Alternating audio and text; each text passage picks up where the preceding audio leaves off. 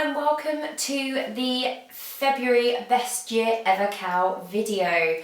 I have literally just finished filming a podcast, so the outfit and the place I'm in may be very familiar to you. I have had a very good month. It may have been quite a short one, but it's been really enjoyable.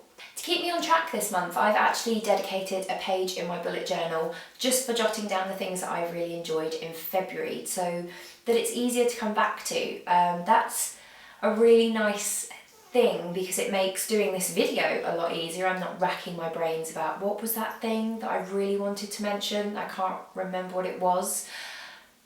You know, I don't have to do that, but it's also really nice when I'm feeling a bit glum to have something that I can refer back to and be like, oh yeah, all of that stuff is really nice. That's really good. I love that. So keeping a list of things that you really love that day or that week or that month, I can highly recommend that, and I would actually call that my first fave of the month. I really struggle, I have to admit, with the first couple of months of the year. When all the fairy lights and the tinsel comes down, you just look around, and January in particular, after the excess and the fun and, you know, just the bright colours and the lights of Christmas, it can be very grey indeed and just a little bit depressing. And February can be a bit like that too. March, I have my birthday to look forward to, my friends' birthdays, so that is a great month as far as I'm concerned.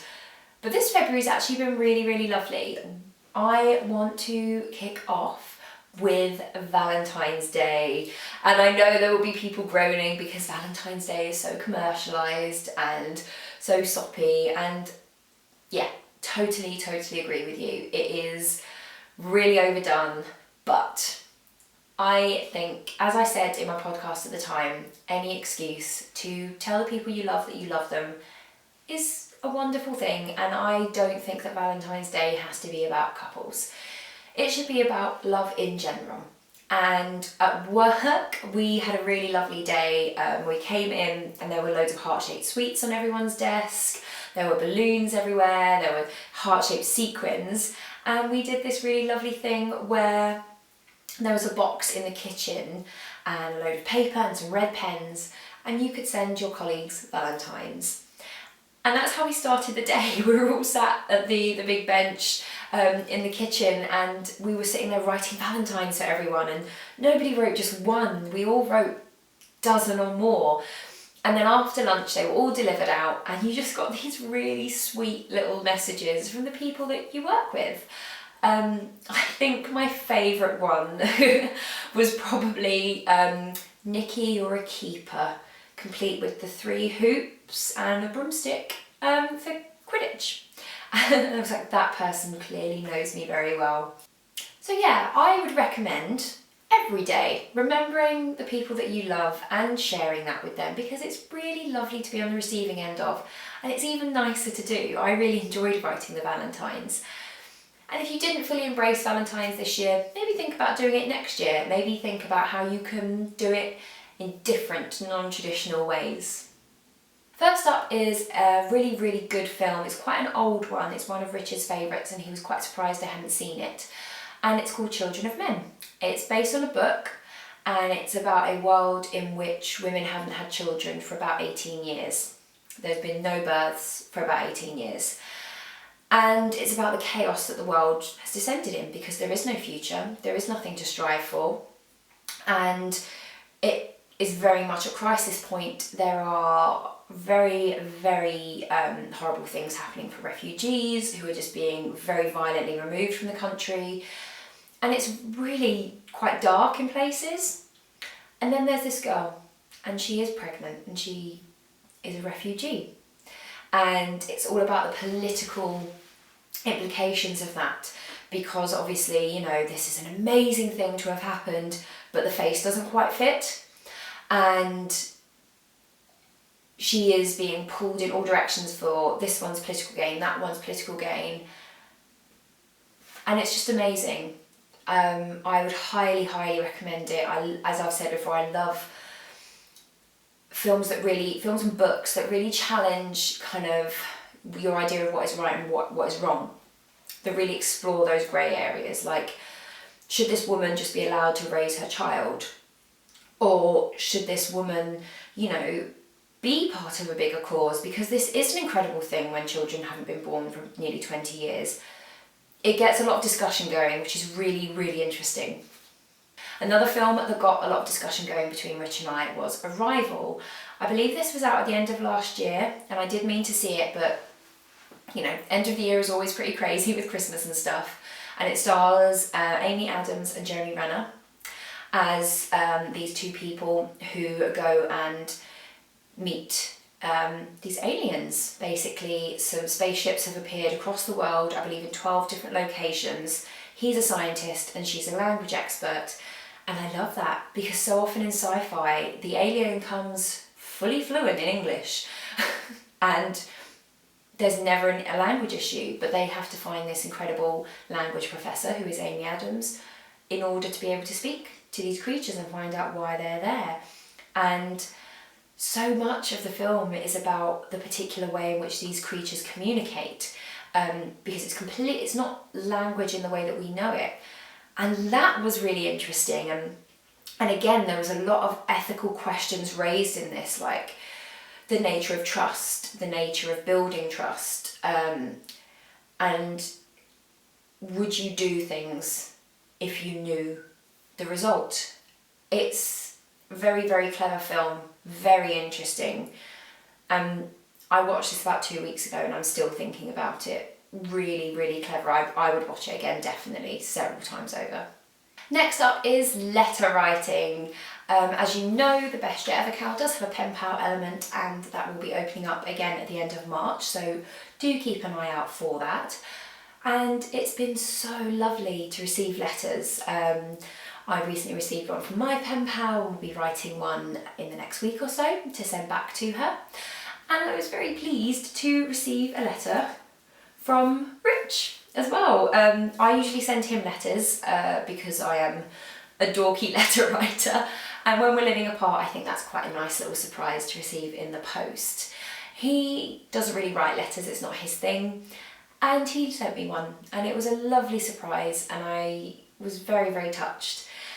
And there's just something about letters, so much, they're not as immediate as a phone call or a text or FaceTiming, but there's something so much warmer about them. There is something so much more tangible about receiving a bit of paper that someone has written on and shared their thoughts with no delete button, no opportunity to go back and edit. And there's something really nice about that, and it is something that I will keep. I do keep my letters, and yeah, they're just really nice to return to. So write more happy letters. If there's somebody that needs a bit of cheering up, pop a letter in the post. There's nothing like receiving an unexpected sweet letter from a friend. Making plans is my next big love this month. With everything being so up in the air, with me living in London and Rich living in Portsmouth, we haven't been able to make many plans because we are playing it a lot by ear at the moment. However, we now have a date for when he will be moving to London and we can begin planning again. And we're making silly little plans about restaurants that we used to love in London that we're looking forward to going back to, places that we meant to try and we never got round to. We're planning to go to Museum Lates here in London. If you are a visitor or if you live here and you didn't know about this, at the end of every month, the Natural History Museum, the V&A and the Science Museum all have a late night opening. I believe the Natural History Museum and the V&A both on the last Friday of the month, and the Science Museum is on the last Wednesday of the month. I will put a note in the description box below just to give you the correct information regarding that. We used to go quite regularly. They're usually themed. They are so interesting and I would highly, highly recommend those. And I really enjoy making plans to do things like this. Even if some of those plans are planning to queue up to try and get Harry Potter and the Cursed Child tickets, I feel good about having plans. It makes me feel like I'm working towards something and just makes me feel so much more grounded than taking each day as it comes. Last up from me before we dive into what you guys have been recommending is new discoveries.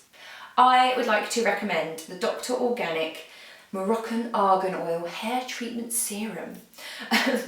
This is not a beauty podcast. I'm far too lazy to use a great many products, but I have had some really lovely new discoveries this month.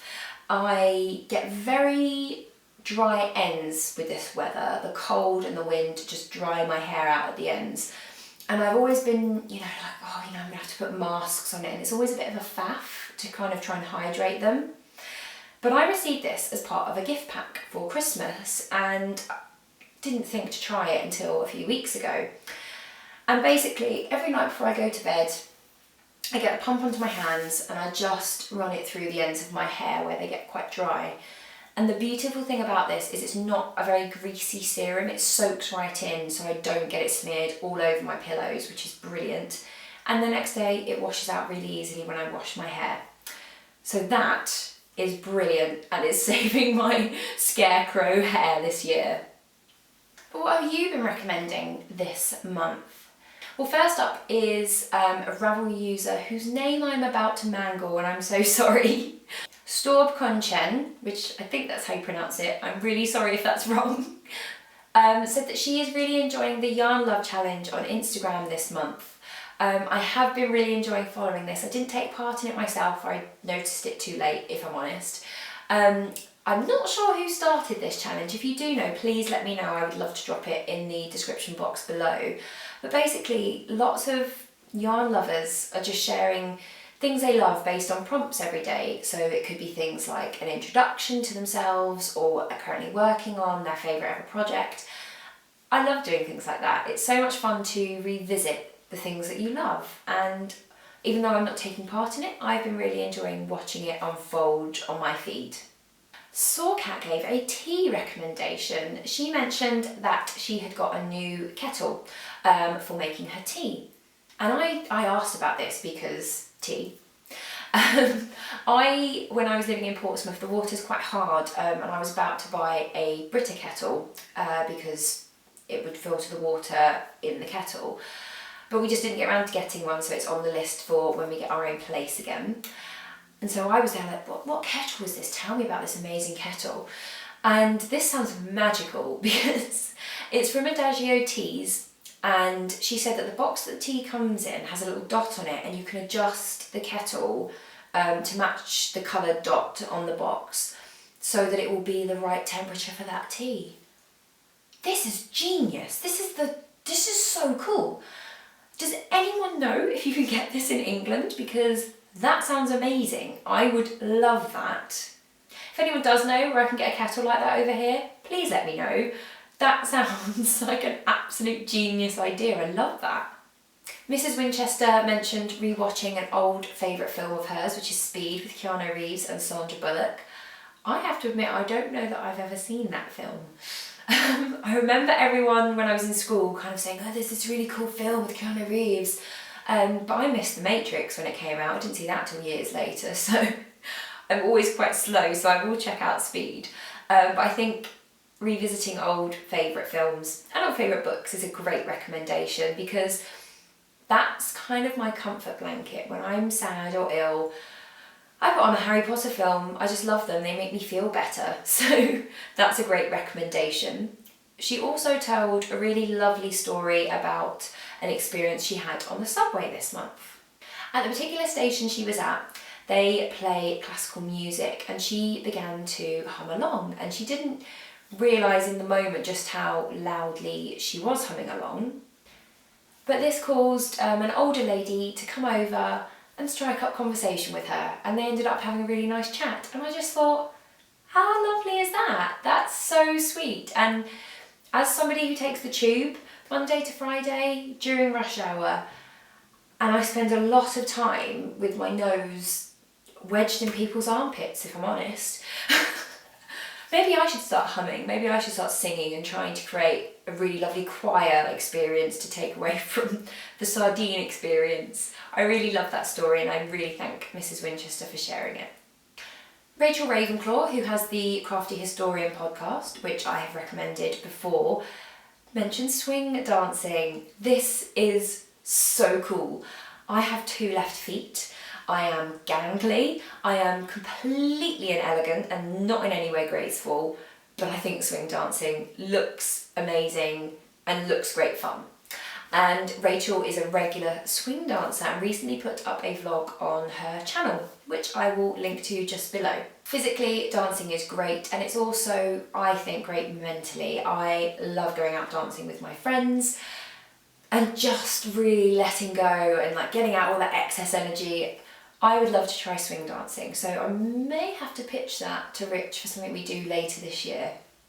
Rachel also mentioned a reward sticker chart which she's using to kind of track her good habits.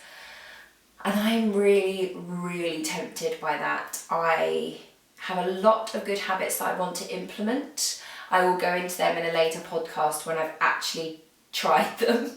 But I really like the idea of a reward sticker chart. I'm somebody who likes to see a nice neat row of ticks, so I think that might work for me. We're going to put a peg in that one, and I will come back to that in the next video and let you know how it went.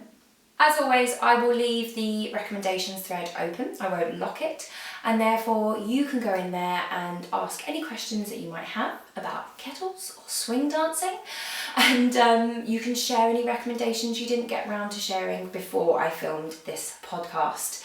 I really love seeing the great ideas that you have for making a really lovely week or month or day.